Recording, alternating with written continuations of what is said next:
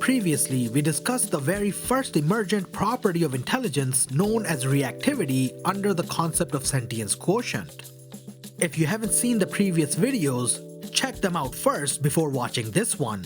The link is in the description below. Today, we're going to be talking about the next emergent of intelligence beyond reactivity, known as consciousness. So let's dive right into it.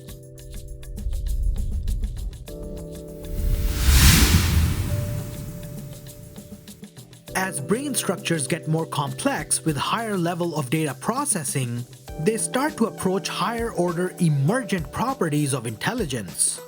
Consciousness of the human type is the next highest emergent according to this scheme. Human brains have about 10 to the 10 neurons with about 10 to the 3 interconnections each and a bit rate on the order of 10 to the 3 bits per second per neuron. However, brains have tremendous redundancy. Assuming a redundancy of 1 to 10 to the 4 and a body mass of about 100 kilograms, the human organism works out to about 10 to the 10 bits per second kilogram, or an SQ value of roughly 10. This seems near the minimum for the emergence of consciousness according to the concept of sentience quotient. But of course, we should keep in mind that at each higher level of data processing, fewer data may be processed at that level. Moreover, beings at one level of awareness should also possess all simpler levels of awareness, but with a much higher rate of data processing of the simpler levels. If we relate this level of data processing and SQ level to something that our minds can readily comprehend, beings at the level of consciousness would be able to read about one book per month.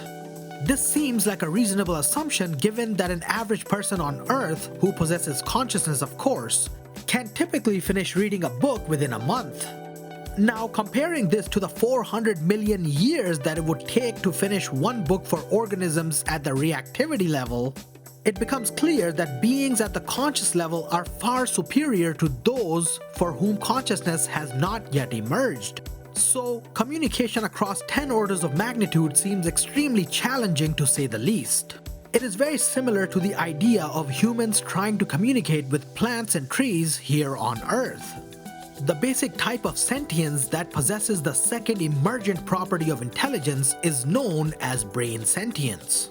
In comparison, genetic sentience, which we discussed in the previous video, involves a community of organisms that is aware of itself, but whose members are not individually aware. For such life forms, automatic behaviors and duty are all there is. For example, to a social insect, each of its neighbors are virtually indistinguishable and fully interchangeable. Moreover, the lowest brain-carrying creatures on Earth, such as fish and amphibians, seem incapable of telling their own offspring apart from members of physically similar species which are their prey. This is why the kids are often eaten at birth if the parents happen to be hungry. There just isn't any room for the sense of individuality or the concept of the word I. And with no sense of self, there can be no sense of empathy for the selves of others, their thoughts, their drives, or their pain. However, a being with brain sentience is aware of itself as a unique being different from all others. In the higher life forms, many subtle and complex clues are used to distinguish each of perhaps thousands of other local members of the species from the self. These distinctions are achieved without the penalty of genetic overspecialization. Much of the societal information is not hardwired as in the social insects, but rather is learned during childhood and possesses a flexible or plastic nature. On Earth, a developing or a well-developed sense of self can be found among birds and mammals, particularly in chimpanzees, orangutans, and of course humans. These creatures not only possess a sense of self, but also have a complex awareness of the individuality of others.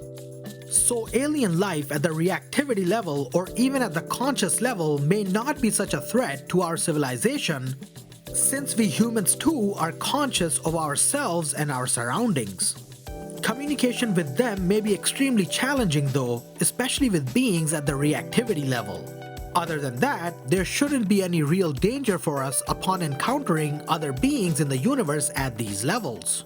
But what happens if we encounter an alien race that possesses the next highest emergent property of intelligence beyond consciousness?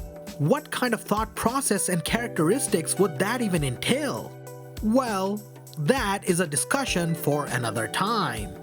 Let us know your thoughts in the comment section down below. And if you liked this video, make sure to give it a thumbs up and subscribe to our channel if you haven't already. Until then, we'll see you in the next one.